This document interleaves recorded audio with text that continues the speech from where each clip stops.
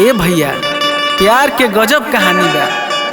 केहू सोचा था कुछ होता कुछ और, प्यार के अक्षर अधूरा बटले बा। ए भैया सुनी जाए गाना में का भाव बा।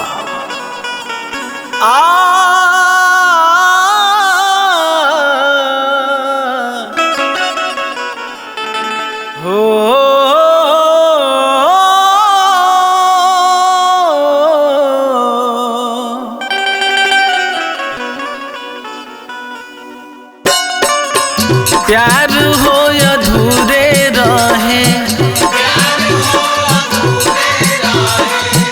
हम नहीं जनली ले मानवा में छुरे रहे। प्यार हो अधूरे रहे,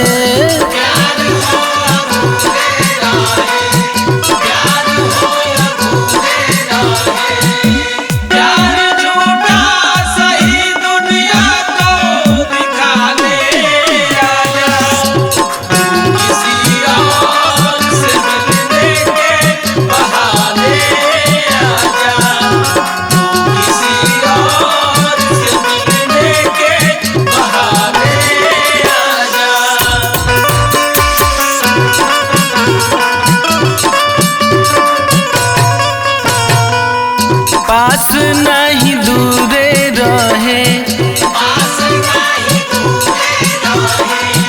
नकली मुखौटा ले दिलवा के बुरे रहे। प्यार हो अधूरे रहे,